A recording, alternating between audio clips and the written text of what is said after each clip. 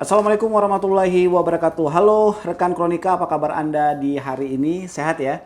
Dan kita kembali lagi di Kronikata dan kita akan membahas atau berdiskusi tentang hal-hal terbaru, hal-hal menarik yang terjadi di sekitar kita. Dan untuk saat ini, di episode ini kita bersama narasumber kita, ada Kak Regina. Halo Kak, apa kabar? Assalamualaikum. Waalaikumsalam warahmatullahi Sehat wabarakatuh. ya Kak? Alhamdulillah sehat. Nah, jadi dari gerakannya, dari gesturnya, itu sudah menandakan bahwa beliau adalah seorang pramugari. Ya. Baik, dan tentunya rekan Kronika kita akan membahas atau juga akan ngobrol-ngobrol lebih tepatnya. Dan Kak Regina sendiri juga merupakan salah satu kru atau pramugari untuk penerbangan haji dan kita akan ngobrol-ngobrol banyak. Pertama-tama, Kak Regina mungkin ceritain lah sedikit atau mungkin banyak juga boleh ya. Kira-kira kenapa sih mau jadi pramugari? Sebenarnya awalnya dari nggak sengaja ya. Ibu kebetulan pergi ke rumah tetangga, jadi bawa pulang koran waktu itu. Jadi saat itu pemberitahuan penerimaan calon awak kabin haji itu melalui surat kabar ya dari koran Serambi dulu. Jadi ibu bawa pulang, ibu bilang ini ada dibuka pramugari haji nih, cobalah katanya gitu.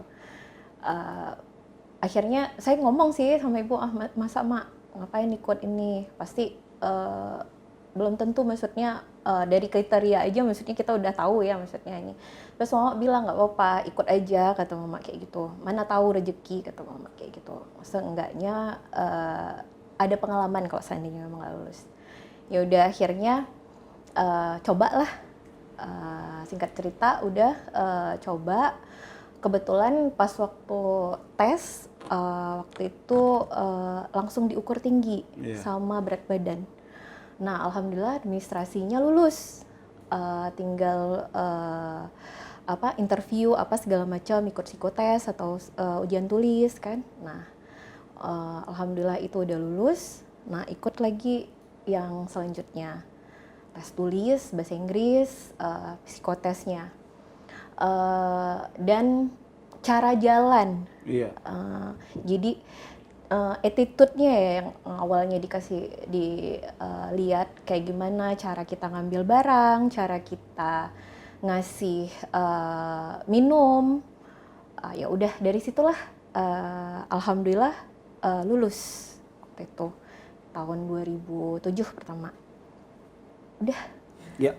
Jadi dari tahun 2007 sampai dengan tahun 2025 atau 2024? 2024 terakhir, iya. Iya. 2024 Nah, terakhir. tentunya sudah banyak sekali terbangnya ya.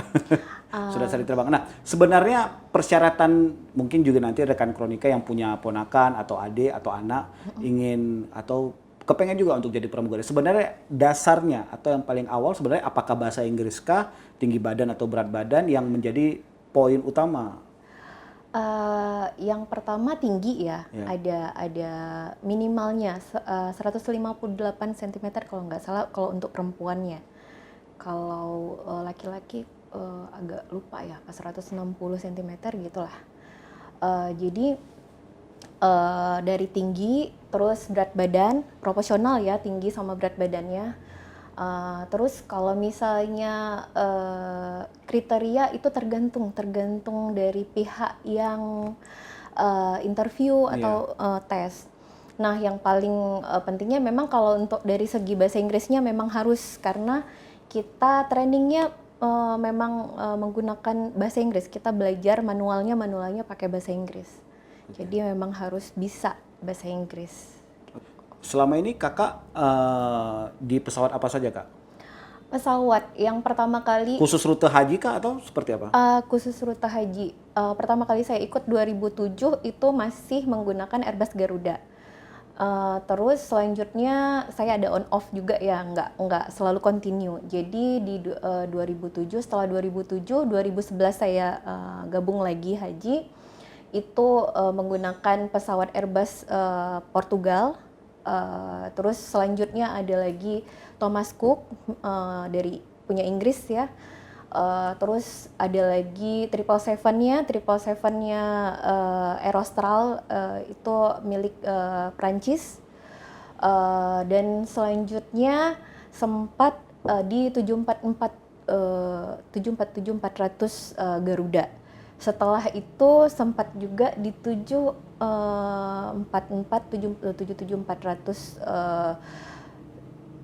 Wamos. Wamos punya Wamos. Wamos itu Spanyol. Iya.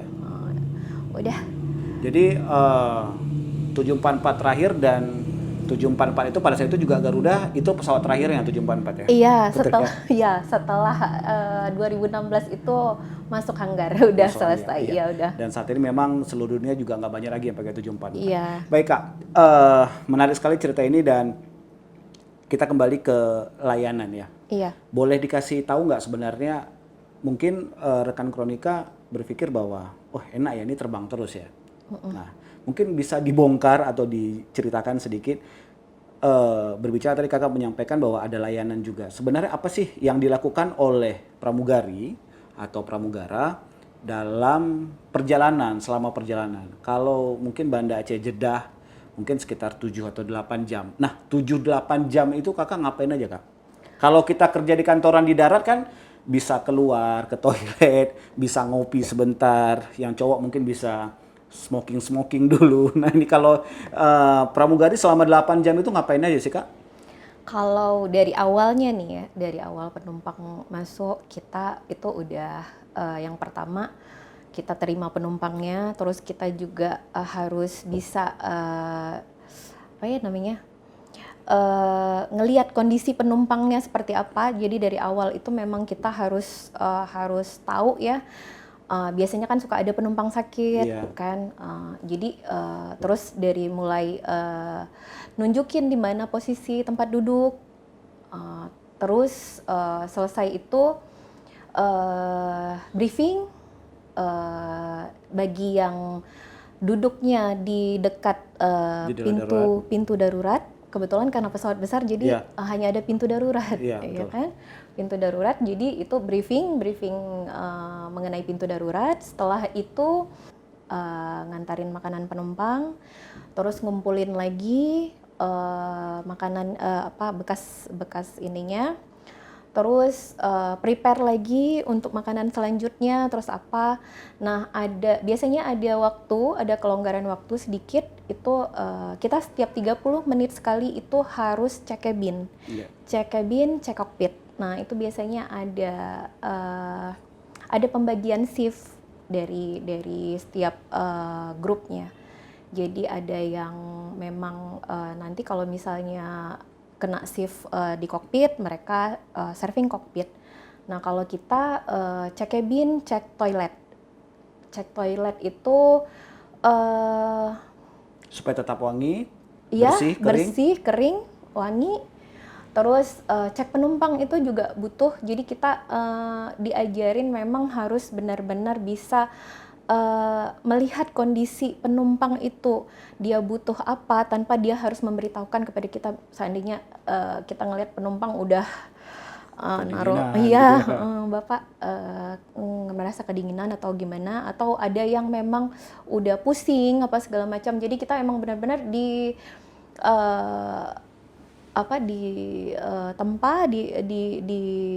trainingin untuk tahu kondisi-kondisi seperti itu. Jadi tanpa harus mereka memberitahu si penumpangnya. Oke. Kita kembali ke khusus penerbangan haji yang memang haji dan umroh itu kadang-kadang memang complicated juga. Iya. Nah, biasanya kalau di asrama haji untuk jamaah haji biasanya kan akan diinformasikan ya atau diajarkan sedikit atau diberitahu tentang tata cara selama dalam perjalanan di pesawat. Iya. Nah, mungkin banyak juga yang merasa bahwa kenapa sih makanan di pesawat itu nggak enak gitu ya, karena hambar, karena memang itu ada standarnya. Iya. Nah, pengalaman kakak ini bagaimana kak? Apakah memang ketika ada yang nggak mau makan marah-marah atau saya nggak suka makanan ini, saya maunya ini, padahal kan standar dalam penerbangan cuma ada 2 pilihan ya. Ini pengalaman seperti apa? Mungkin bisa bagi cerita sedikit kak?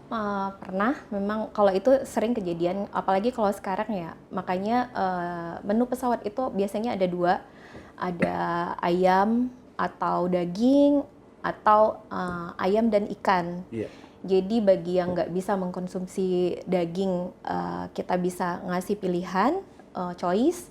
Nah, ada juga yang memang mereka nggak mau ya, nggak mau makanan yang kayak dikasih tahu tadi, maksudnya makanan yang disajikan menurut mereka, maksudnya mereka nggak bisa konsumsi itu gitu.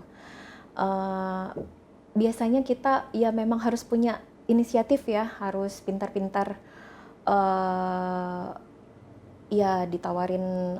Kalau sekarang ada kayak bubur. Iya. Ya, tapi biasanya itu memang khusus untuk orang sakit ya. Bubur dikhususkan untuk orang sakit.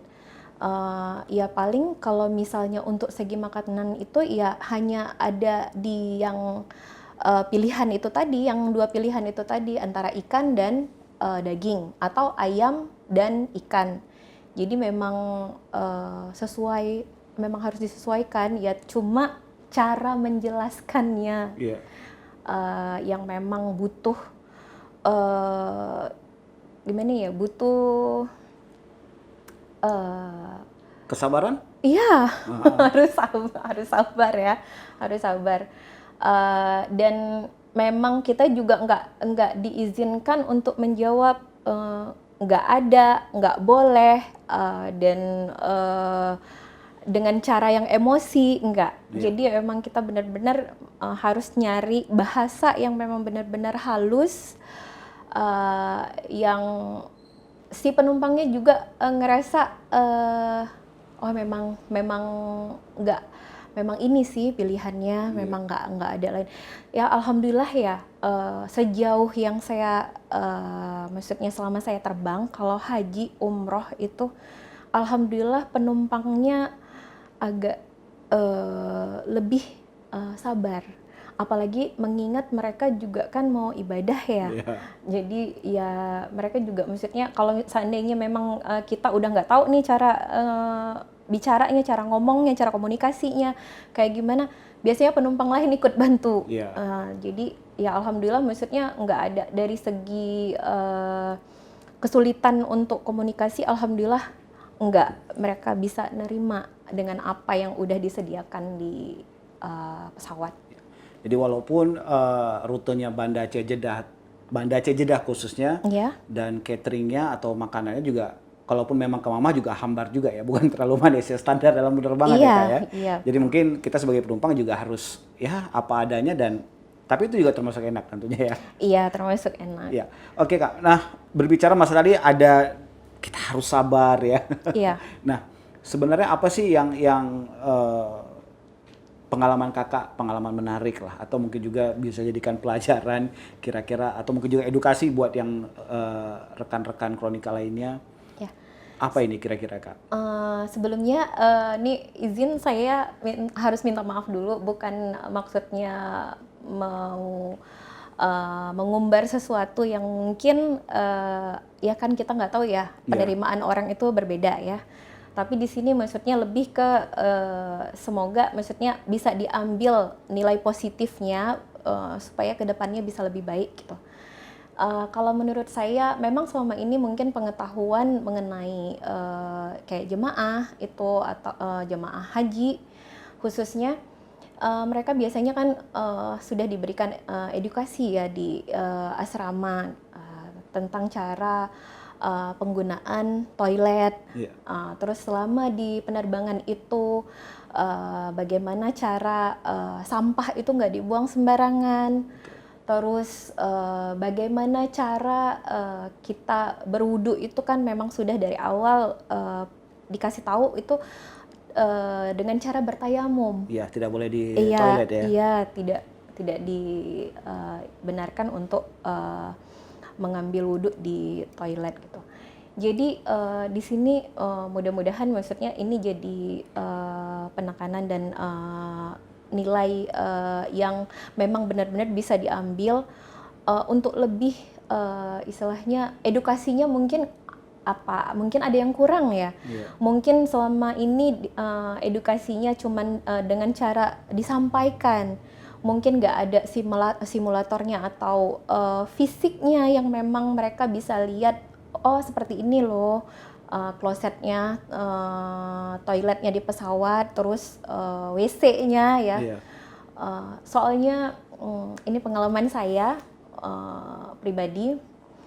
Jadi toilet tuh pasti yang namanya banjir udah pasti. Iya. Yang pertama. Terus kita juga pasti dengan bawa penumpang yang memang penumpang haji itu unik ya, Iya. kalau dibilang, bisa dibilang. Berarti kalau di Aceh itu 777 sekitar 450-an ya Iya. dalam satu pesawat ya. Iya, dalam satu pesawat, dan itu bermacam-macam Iya. tingkah lakunya, terus ya bermacam-macam lah, bahasa juga, karena kan beda-beda ya, ada yang dari Gayo, dari mana, jadi udah beda ya bahasanya. Jadi kayak penggunaan toilet, saya pribadi jadi pernah punya pengalaman, tapi rata-rata semua pasti teman-teman juga mungkin yang selama ini nggak terlalu terekspos, nggak pernah terekspos ya gimana sebenarnya pekerjaan pramugari haji itu selama terbang. Karena image masyarakat nih, pramugari itu cantik, harum, pintar kan, gitu, anggun. Ya kan, terus enak kayaknya, kerjaannya jalan-jalan sana sini gitu kan. Tapi kan kerjaannya seperti apa belum pernah ada yang ini ya. Tapi ini maksudnya bukan untuk nggak ada niat untuk menjelekkan, tapi mudah-mudahan ada pelajaran bahwa ini tugas mulia ternyata ya. Iya, bener. Jadi emang benar-benar harus sabar, yang paling utama. Jadi kalau untuk toilet tuh saya pernah nemuin kalau di toilet itu mulai banjir, terus pernah kotoran itu jadi nggak di tempatnya. Kotoran itu di bawah, ya kan. Dulu awal-awal kaget ya, maksudnya pas awal-awal kerja, kok kayak gini ya, maksudnya kerjanya maksudnya ngelatin pipis gitu kan. Mereka buang air kecil sembarangan gitu. Terus yang kotorannya maksudnya sembarangan juga gitu kan. Awal-awalnya maksudnya ada rasa kayak rasa stres, kesel, marah ya? Kesel pasti, karena itu manusiawi ya.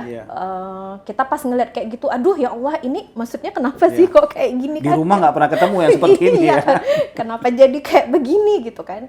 Tapi lama-kelamaan bisa menerima ya. Ternyata memang itu ya, kalau seandainya kita ikhlas, ya pahalanya juga kita dapat ya dari situ. Dan ada kepuasan tersendiri sebenarnya, karena hati kita ikhlas ya ngerjainnya. Jadi saya pernah nemuin yang toilet itu memang kotorannya di bawah, terus di wastafel, terus ya Allah ya Rabbi. Saya pernah nemuin itu, saya nggak ngerti apa itu penumpangnya, nggak mengerti, maksudnya dia harus ngambil air dari mana ya. Jadi kotorannya itu sampai di kaca-kacanya tuh, udah satu toilet itu udah penuh dengan itu. Ya Allah ya Rabbi.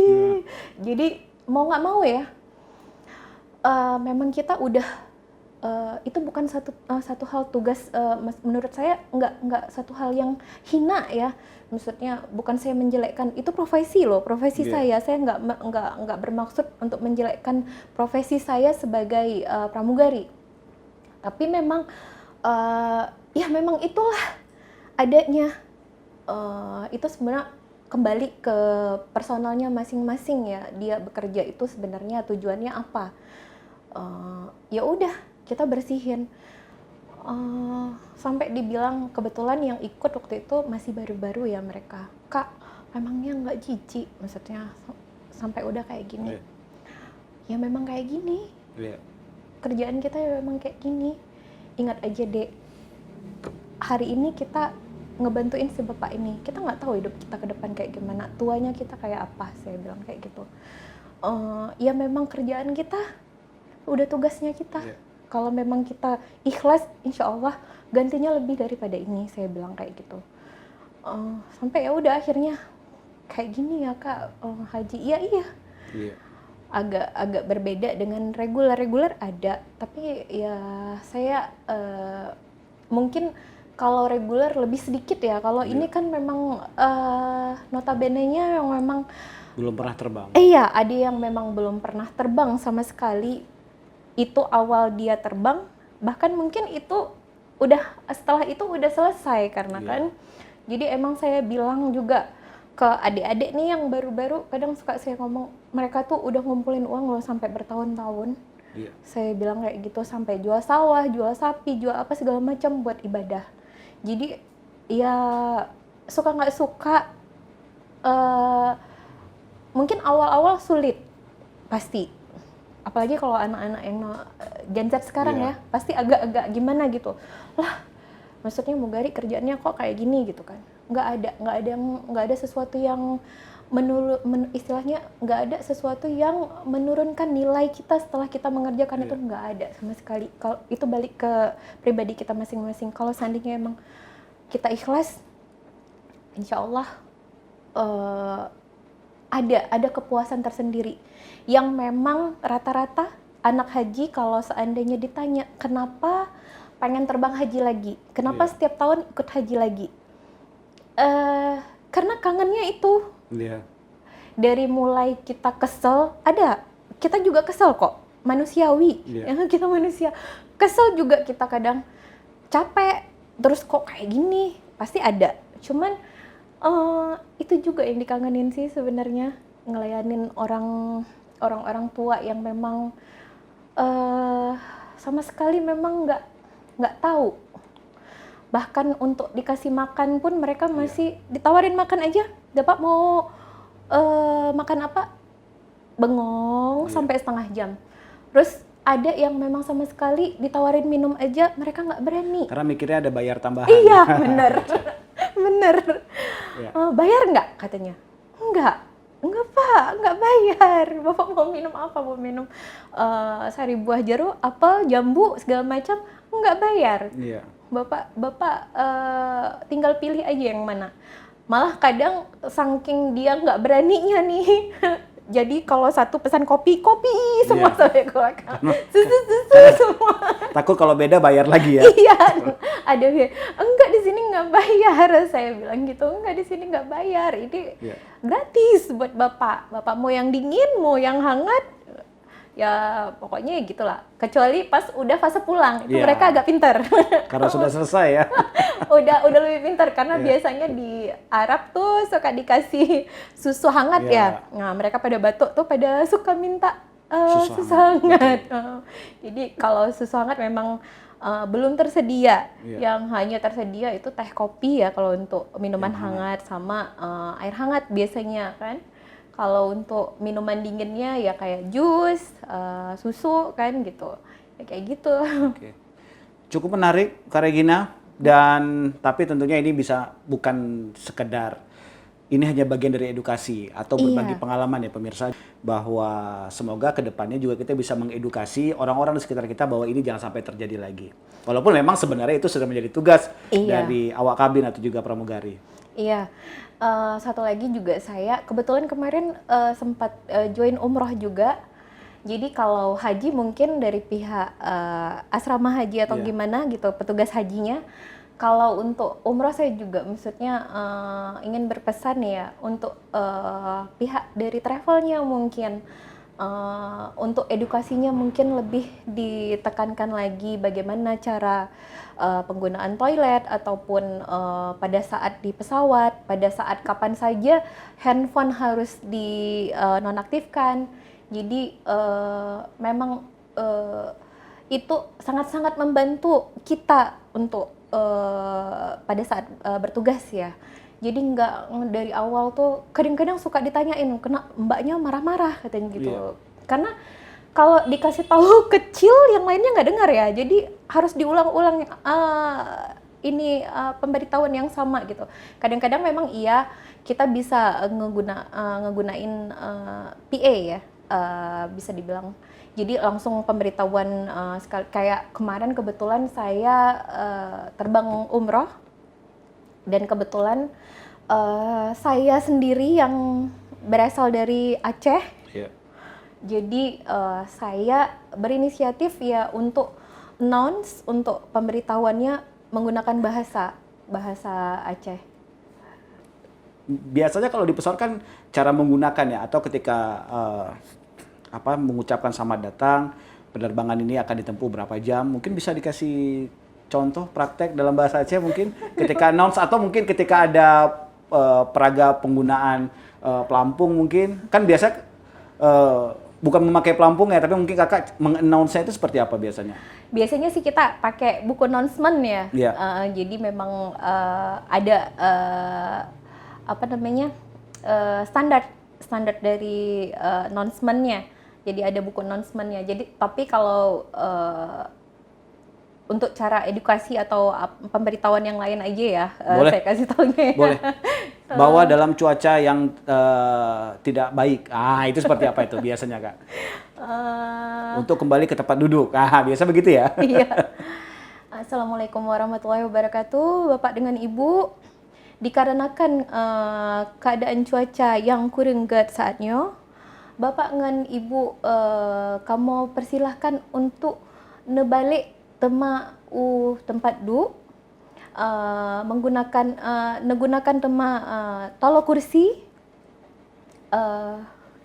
Belibet ya. Biasanya nggak apa-apa. Nanti ada sesi khusus ya untuk cara terbang ya. Nanti kita akan buat sesi khusus pemirsa ya. Baik Kak Regina, terima kasih.